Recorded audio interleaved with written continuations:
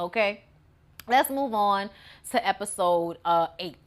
So the girls are going through some old boxes in Joan's garage, clean out the garage, and they find out just how white Lynn was in college. You know, that's when they all met. And I mean, you know, sweater around the shoulders, polo shirt, cargo shorts. I mean, geez Louise. And it was like, you know, during this time where like I think a lot of the gay girls was sporting this very preppy style, at least around my neck of the woods. It was a lot of plaid cargo short wearing girlfriends around here with polo shorts and stuff like that. So I was just like, even though I guess in Cali that was like, you know, a white girl thing or a white boy thing, whatever. I mean, we did say it was the white boy thing. That's what we used to say. We would say like the lesbians dress like the white boys. Like, yeah, that was literally what we used to say.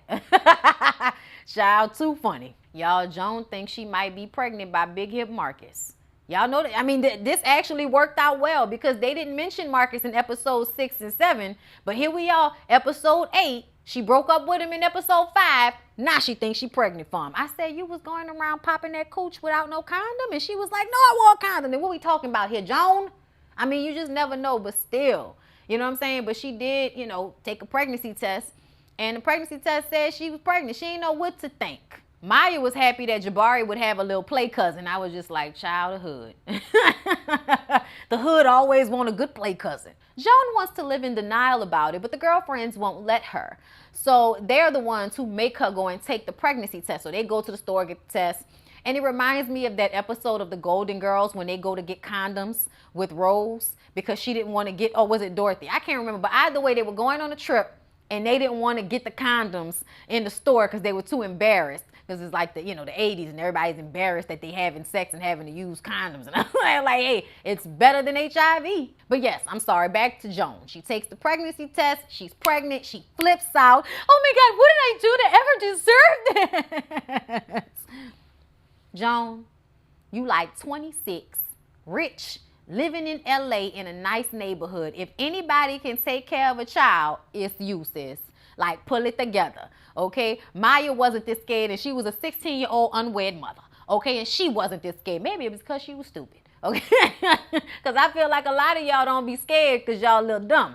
I'm sorry, but there's no way in hell that I'm not going to be, you know, nervous or scared about, you know, having children, especially that first one. If you ain't scared about that first one, child, I don't know. Joan is losing her mind, but at the same time, Maya is finding out more information about her girl, Lynn. Finding out that Lynn did not grow up around any black people at all.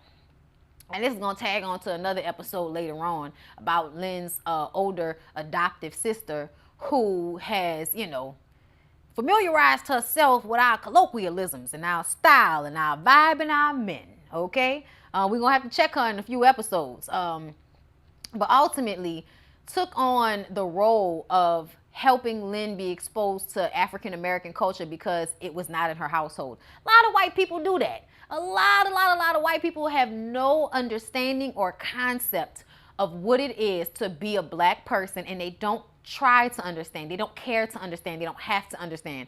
And they adopt black children and they don't really, you know, give them space to be who they are in this world, even with a white parent, because they don't know how to relate. Not necessarily always their fault, but you know, there's something about the racism that, you know, comes to mind when I think about adopting a child and totally ignoring their cultural, you know, beginnings, like who they are as a person. Like, you can't ignore somebody being black. You know, and y'all saw what that did to Randall on This Is Us. Messed him up. Messed Lynn up a little bit too, as we see. But Joan goes to the doctor, finds out that she's not pregnant.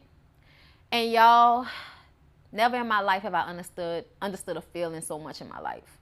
Where you think you're pregnant and you don't really want to be pregnant, but when you think you are, you start to become happy and comfortable with the idea of it.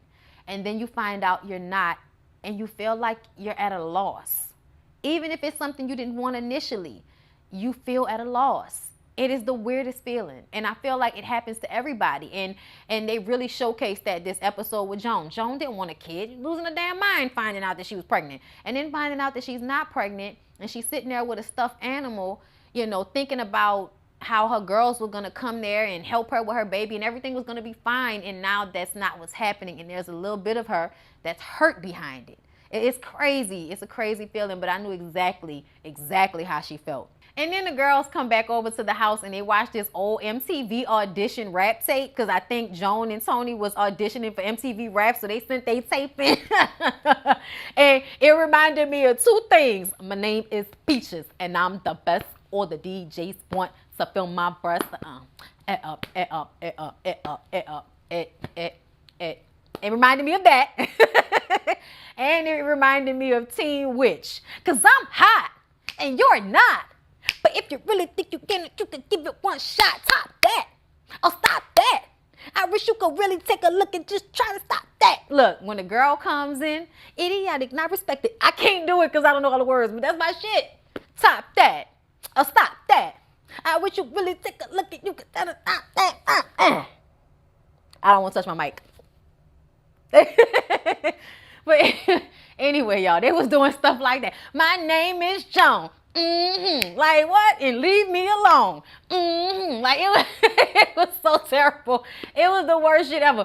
But Tony said, girl, I'm cute. Turn yourself up. I was like, yeah, Tony, you was giving it an asymmetrical vibe, girl. You was giving it. I ain't gonna lie. Okay? Joan is giving like 80s white girl. Tony is giving 80s hood black girl. You know what I'm saying? Like, but everybody giving a salt and pepper. It was a salt and pepper. Okay, push it. Y'all, all my life I'm gonna want this salt and pepper leather jacket. I have not found it yet, but I swear for God, I want that salt and pepper leather jacket one day. But anyway, y'all, that was Girlfriends.